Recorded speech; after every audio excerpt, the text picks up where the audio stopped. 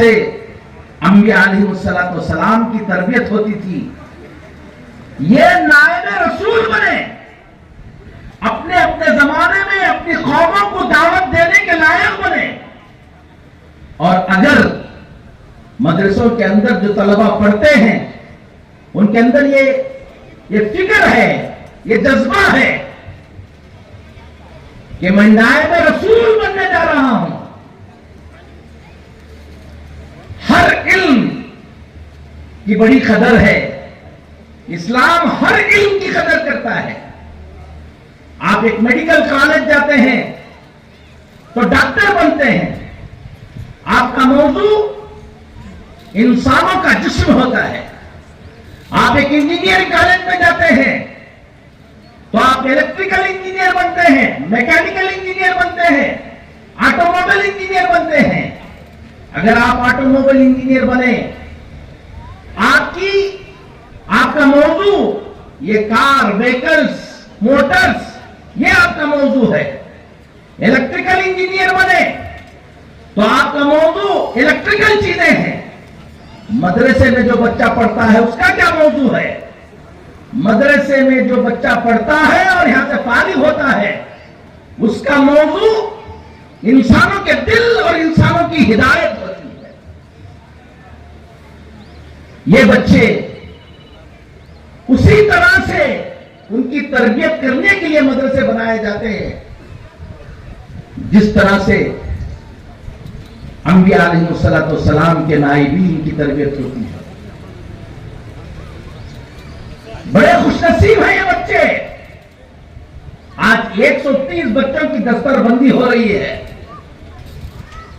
یہ جو دستار رکھی جائے گی یہ کوئی شوق کی چیز نہیں ہے. یہ جو دستار رکھی جائے گی یہ ایسی چیز نہیں ہے جیسے کانوکیشن ہوتا ہے کالجوں کے اندر. یہ دستار جو ان بچوں کے سروں پر رکھی جا رہی ہے یہ کہہ کر رکھی جا رہی ہے کہ تم آج سے نائب رسول ہو.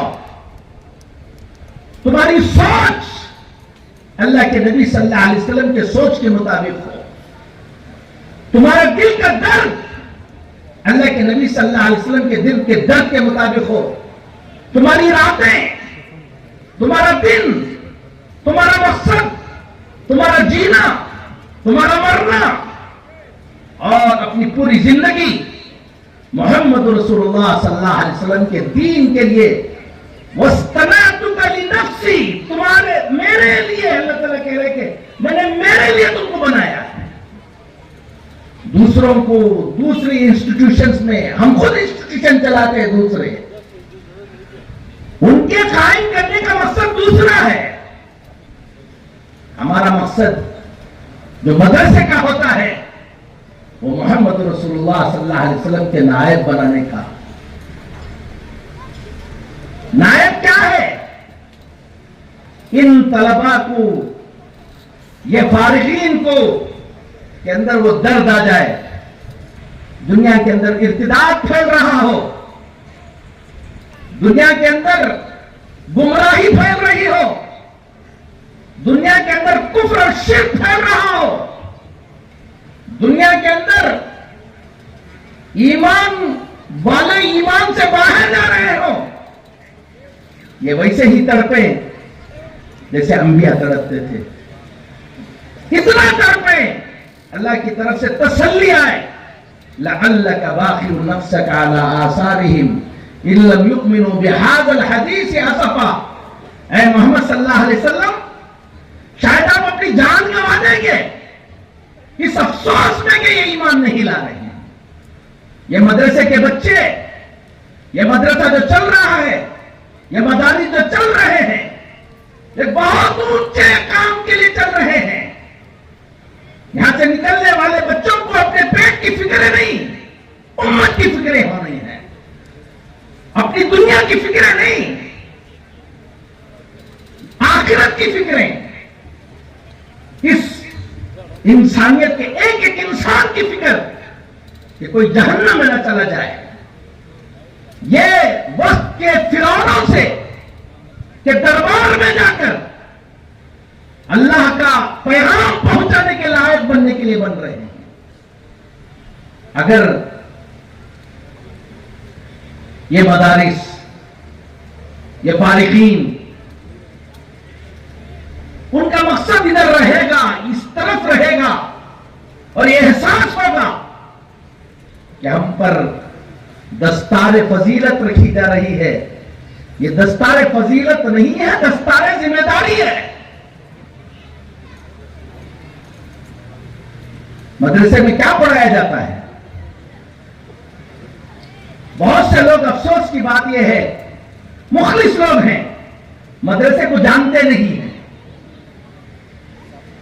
لوگ اس چکر میں پڑے ہوتے ہیں کہ مدرسے کے اندر کچھ ایسا کرو کہ ان بچوں کی معاش کا مسئلہ حل ہو جائے، کچھ ٹیکنیکل کورس لگا دیا جائے، کچھ کارپینٹری سکھا دی جائے. یہ وہ مخلص لوگ ہیں جن کو مدرسہ معلوم نہیں ہے. عام بہت بڑی تعداد یہاں پر عوام کی بیٹھی ہے. میں ان سب سے کہتا ہوں 90% لوگ مدرسے سے واقف نہیں ہے کہ مدرسے میں ہوتا کیا ہے.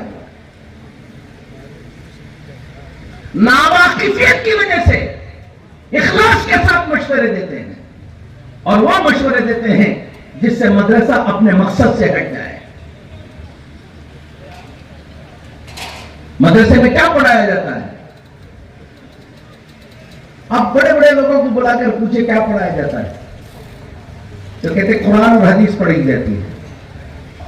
مطلب وہ کیا پڑھایا جاتا ہے؟ بس اتنا پڑھایا جاتا ہے. وہ سمجھتے کچھ چیزیں رٹی جاتی ہیں، کچھ چیزیں پڑھی جاتی ہیں. آپ کا یہ مدینۃ العلوم، آپ کو میں بتاتا ہوں اس کے اندر کیا کیا پڑھایا جاتا ہے. آپ لوگ اس کو سمجھیے. سائنس کا کی ایک اسٹریم چھوڑ دیجیے. آپ یونیورسٹی جاتے ہیں، سائنس کی ایک اسٹریم چھوڑ دیجیے. یہاں پر آرٹس پڑھایا جاتا ہے، اور بہترین آرٹس پڑھایا جاتا ہے. یہاں پر لا پڑھایا جاتا ہے، اور بہترین لا پڑھایا جاتا ہے. یہاں پر کامرس پڑھایا جاتا ہے، بہترین کامرس پڑھایا جاتا ہے. اور آپ کو بتاؤں یہاں پر ہیومن سائنسز پڑھائی جاتی ہیں، اور بہترین ہیومن سائنسز پڑھائی جاتی ہے. پرابلم یہ ہے کہ ہم اس بات کو نہیں سمجھتے، تو اس لیے باہر سے مشورے دینا شروع کرتے ہیں. صرف اور صرف مدرسے میں اور باہر کی دنیا میں ایک چھوٹا سا فرق ہو گیا ہے، جس کی وجہ سے ہمارے یہ فارغین بھی پریشان رہتے ہیں، اور دوسری جگہ للچائی ہوئی نگاہوں سے دیکھتے ہیں. میں ان بچوں سے کہتا ہوں کہ دوسری جگہ للچائی ہوئی نگاہوں سے دیکھنے کی تمہیں کوئی ضرورت نہیں. تم کو اللہ نے یہاں پر پڑھایا ہے، اور محنت کرو. تم دنیا کی ہر شعبے کے لوگوں کو راستہ دکھانے کے لیے بنائے گئے. بات کیا ہے؟ اب ان بچوں سے میں پوچھوں کہ بھائی تمہارے یہاں کامرس پڑھایا گیا، تو یہ بچے پریشان ہیں کہ اب پتہ نہیں کب کامرس پڑھایا گیا. ہم تو نہیں پڑھے، مولانا ہم کھڑے ہو کر کیا کر رہے ہیں، جھوٹ بول رہے ہیں. یہ بچوں سے میں کہہ رہا ہوں کہ آپ کو لا پڑھایا گیا، تو یہ بچے کہہ رہتے ہیں کہ مولانا اڑا دیے یہاں پر کھڑے ہو کر، ہم تو کبھی لا پڑھے نہیں ہیں. میں نے کہا کہ تم آرٹس پڑھے ہوئے ہو. یہ بچے الگ سے آپ ان کو اٹھ کر مل کے ملیں گے، آرٹس پڑھے ہو تو لا حول ولا قوت، ہم نے کبھی آرٹس نہیں پڑھا، مولانا نے بول دیا ہے. کیا آرٹس ہوتا ہے؟ دیکھو آپ کسی بھی یونیورسٹی میں جاؤ، اسی میسور یونیورسٹی کو جاؤ، بنگلور یونیورسٹی کو جاؤ، آرٹس میں کیا پڑھایا جاتا ہے؟ لینگویجز پڑھائے جاتے ہیں. اردو بھی ایم اے ہے، عربی ایم اے ہے، سب پڑھایا جاتا ہے.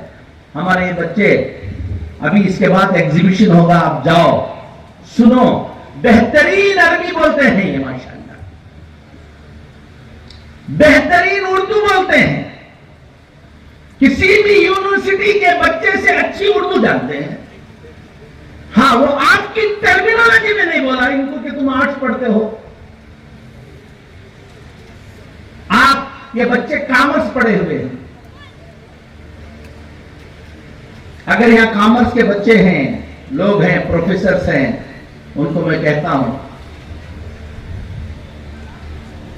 کامرس میں، لا میں کانٹریکٹ ایکٹ 1938، کانٹریکٹ ایکٹ 1972 آپ نے پڑھا ہے۔ جس کانٹریکٹ ایکٹ کو آپ نے پڑھا ہے وہ اتنی گہرائی سے یہ پڑھے ہیں کہ اس کے بال کی کھال نکال دیے ہیں انہوں نے۔ لیکن ان کو میں پوچھوں کہ بھائی آپ کانٹریکٹ ایکٹ پڑھے ہو کیا، بولے تو لا حول ولا قوت الا باللہ، ہم کب پڑھے حضرت؟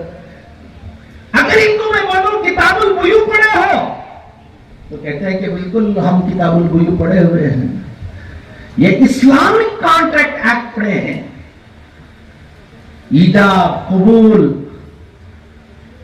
آپ بولتے ہیں، ٹرمینالوجی انگلش میں آپ بولتے ہیں۔ ایک بزنس کے اندر پرپوزل اینڈ ایکسپٹنس کہتے ہیں، ان کی زبان میں ایجاب اور قبول کہتے ہیں۔ اگر ان سے کہا جائے کہ تم نے وائٹ کانٹریکٹ کے بارے میں جانتے ہو تو ایک لائر صاحب کہتے ہیں کہ وائٹ کانٹریکٹ تو ہم جانتے ہیں۔ ان کو پوچھیں کہ وائٹ کانٹریکٹ جانتے ہو، کہتے ہیں کہ لا حول ولا قوت نہیں معلوم ہے۔ یہی ان کو پوچھ لو بے فاسد جانتے ہو کہ نہیں جانتے ہو، یہ جانتے ہیں، اور بے فاسد کو یہ جتنا اچھا بیان کریں گے وائٹ کانٹریکٹ کو ایک دوسرا لائر نہیں بیان کرے گا۔ کانٹریکٹ ایکٹ انیشیو پڑھے ہو تو یہ کہیں گے کہ نہیں۔ ان سے کہو کہ بے باطل پڑھا ہے، ہاں میں پڑھا ہوں۔ صرف فرق یہ ہے، آپ سمجھ لو کہ یہ عربی میں پڑھے ہیں اور آپ انگلش میں پڑھے ہیں۔ اس دور میں مارکیٹ کی زبان چونکہ انگلش ہو چکی ہے، جس کی وجہ سے ان کی زبان مارکیٹ نہیں سمجھ پا رہی ہے، مارکیٹ کی زبان یہ نہیں سمجھ پا رہے ہیں، لیکن یہ ساری چیزیں یہ پڑھے ہوئے ہیں۔ اسی لیے مدینۃ العلوم کے اندر اس گیپ کو ختم کرنے کے لیے یہ کہا گیا کہ تقریباً 2 سال سے 3 سال سے یہاں پر انگلش لینگویج کو پڑھایا جا رہا ہے۔ انگلش لینگویج کو اس لیے نہیں پڑھایا جا رہا ہے کہ اس سے ایک ڈگری کر کے کچھ پیٹ کے لیے کھائیں گے، کمائیں گے۔ انگلش لینگویج اس لیے پڑھایا جا رہا ہے تاکہ یہ انگلش پڑھ کر علوم شریعہ کو اس وقت کے مارکیٹ کی ٹرمینالوجی میں لوگوں کو بتانے کے لائق بن جائیں۔ آپ مجھے بتائیے، اگر کسی لا کالج میں جا کر آپ کہیں گے کہ بھئی عجیب لا کالج ہے، یہاں پر انجینئرنگ نہیں پڑھائی جا رہی ہے، تو کچھ انجینئرنگ کے سبجیکٹ رکھ دو، تو لا کالج والے کیا بولیں گے؟ یا انجینئرنگ کی کالج میں جا کر آپ کہیں گے کہ لا کے تھوڑے سبجیکٹ رکھ دو، تو انجینئرنگ والے کیا کہیں گے بیوقوف آدمی ہے، اس کو سبجیکٹ نہیں معلوم ہے، ہم لوگ انجینئر پڑھ رہے ہیں، لا کیسے پڑھا دیں گے؟ بھائیو یہ بھی اسی طرح سمجھو کہ یہ ایک سبجیکٹ کے ماہر ہو رہے ہیں، اور وہ سبجیکٹ قرآن اور حدیث کی روشنی میں، یہ لا لیگل پروسیجر یہ پڑھتے ہیں قرآن اور حدیث کی روشنی میں، یہ کانٹریکٹ ایکٹ پڑھتے ہیں قرآن اور حدیث کی روشنی میں، ہیومن سائنسز پڑھتے ہیں قرآن اور حدیث کی روشنی میں، اور اس دنیا کو تباہی سے اگر کوئی بچا سکتی ہے وہ جناب محمد رسول اللہ صلی اللہ علیہ وسلم کا طریقہ اور قرآن کا طریقہ ہے۔ تو میں مبارکبادی دیتا ہوں حضرت مولانا مفتی طاہر صاحب دامت برکاتہم کو اور یہاں کے اساتذہ کو کہ ان کی کاوشوں کی برکت سے ایک اچھی محنت یہاں پر شروع ہوئی ہے، اور یہ بچے اس طرح سے سیکھنے کی کوشش کر رہے ہیں۔ اور اس موقع پر حضرت مولانا الیاس شریف صاحب رحمۃ اللہ علیہ کو میں یاد کرتا ہوں کہ جب یہ نظام شروع ہوا یہاں پر اور یہ سسٹم یہاں پر لایا گیا عربی زبان کا اور انگلش کا، تاکہ یہ ہمارے بچے اس قابل بن سکے، انہوں نے رات دن ایک کر دیا یہاں پر، اور اس سسٹم کو کھڑا کرنے میں جس طرح سے مفتی طاہر صاحب دامت برکاتہم یہاں کے دوسرے اساتذہ کی محنت ہے، اس میں حضرت مولانا مفتی مولانا الیاس صاحب رحمت اللہ علیہ کا بہت بڑا کمال ہے۔ اونچی کلاسز میں پڑھا رہے تھے، وہ اوپر کی کلاسز میں پڑھا رہے تھے۔ ہم نے کہا کہ مولانا الیاس شریف صاحب آپ کی عربی بہت زیادہ اچھی ہے، نیچے سے یہ عربی کا نظام شروع کر رہے ہیں، اگر یہ بچے جم گئے اور نظام اچھا ہوتا اوپر چلا گیا، اس کے بعد جو اس ملک کے اندر ان بچوں کے ذریعے باہر کے ملکوں کے اندر ان بچوں کے ذریعے جو دین پھیلے گا، آپ دنیا میں نہیں رہیں گے، میں نے یہ جملہ کہا، آپ دنیا میں نہیں رہیں گے اور آپ کی قبر ٹھنڈی رہے گی انشاءاللہ، آپ نیچے آ جاؤ بولا۔ تھوڑا سا اندازہ لگا، علماء کو بھی پوچھو، ایک آدمی اوپر کی جماعت میں پڑھا رہا ہو، اچانک اس کو نیچے کی جماعت میں آنا ہو، کیا آسانی سے کوئی آ سکتا ہے کیا؟ لیکن وہ مخلص انسان تھے، اللہ تعالیٰ ان کی قبر کو نور سے منور فرمائے اور جنت کا باغ بنائے۔ وہ اوپر کی کتابیں چھوڑ کر نیچے کی کتابیں پڑھانا شروع کیے اور اس نظام کو سنبھالا۔ اس موقع پر ایگزیبیشن بھی رکھا ہوا ہے یہاں پر، یہ ہمارے بچے سیرت نبوی کو، اس زمانے کی مینٹیلٹی کو سامنے رکھ کر، لوگوں کے پاس کتاب پڑھنے کا موقع نہیں ہے، 1 گھنٹہ 2 گھنٹے کے اندر ایک ایگزیبیشن دیکھ لیں تو اللہ کے نبی صلی اللہ علیہ وسلم کی سیرت کو کیسے پیش کیا جاتا ہے۔ ان بچوں نے اس کو کیا، گزشتہ سال کیا، اس سال بھی کر رہے ہیں، آپ اس کو بھی دیکھ کر جائیں۔ یہاں کے اساتذہ خاص طور پر اللہ تعالیٰ صحت دے، عافیت دے، اللہ تعالیٰ عمر دراز فرمائے حضرت مولانا مفتی طاہر صاحب دامت برکاتہم کی، اور حضرت مولانا الیاس شریف صاحب کی محنت جو ان کے لیے ایک بیک بون کی طرح تھے، اللہ تعالیٰ ان کا نعم البدن ان کو نصیب فرمائے۔ ان کے اولاد یہاں پر، ابھی ان کے بچے کی میں تقریر سن رہا تھا، ان کو بڑی خوشی تھی، بہت خوشی تھی۔ انتقال سے چند دن پہلے مجھ سے انہوں نے پرسنل کہا، مولانا میری ایک تمنا ہے کہ میرے بچوں کی دستار بندی ہوتے ہوئے میں دیکھ لوں۔ اللہ تعالیٰ نے شاید انہی کی دعاؤں کی برکت ہے، میں مبارکبادی دیتا ہوں کہ اللہ تعالیٰ ان کے بچوں کی اس وقت دستار بندی ہو رہی ہے۔ میں ان بچوں سے بھی کہتا ہوں کہ انتقال ہونا، ہم کھڑے ہیں، کب چلے جائیں گے کچھ پتہ نہیں، تم بھی نہیں رہو گے، میں بھی نہیں رہوں گا۔ جب تک زندگی باقی رہے اوصاف کے ساتھ باقی رہو، اور جب تک زندگی باقی رہے اخلاق کے ساتھ باقی رہو، جب تک زندگی باقی رہے اپنے بڑوں کی جو تمنائیں ہیں دین کو زندہ کرنے کی، ان تمناؤں کے ساتھ جیو۔ اللہ تعالیٰ اس مدرسے کو، اس کے بانیین کے لیے اور اس کے لیے جس طرح سے جو بھی محنت کر رہا ہے، تعاون کر رہا ہے، علمی تعاون کر رہا ہے، مالی تعاون کر رہا ہے، اور جس طریقے سے بھی تعاون کر رہا ہے، سرپرستی کر رہا ہے، یہاں پر اس مدرسے کے سرپرست حضرات یہاں پر بیٹھے ہوئے ہیں، اللہ ان سب کو جزائے خیر نصیب فرمائے، اور آج کے ہمارے اس جمع ہونے کو یہ بنائیں کہ 130 طلبہ یہ طے کر کے اٹھیں کہ دستار بندی سے پہلے نیت کرے کہ اپنی زندگی انشاءاللہ اس صوبے کے اندر، اس ملک کے اندر دین کو زندہ کرنے کے لیے لگائیں گے اور اس کی محنتوں میں لگائیں گے۔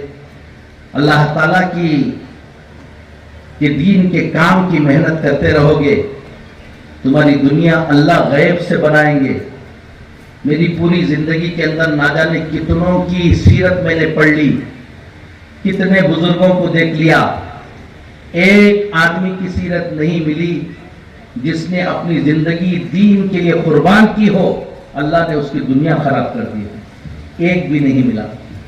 تم بھی محنت کی نیت کرو کہ ہم فارغ ہو رہے ہیں، دستار بندی ہماری ہو رہی ہے، ہم انشاءاللہ اس ملک کے اندر حالات اس وقت پریشانی کے ہیں، لیکن عزم تمہارا ساتھ رہے گا، تمہارے اندر ہمت رہے گی، تمہارے اندر قربانی کا جذبہ رہے گا، اللہ تعالیٰ کمزوروں سے بڑے بڑے کام لے لیتا ہے۔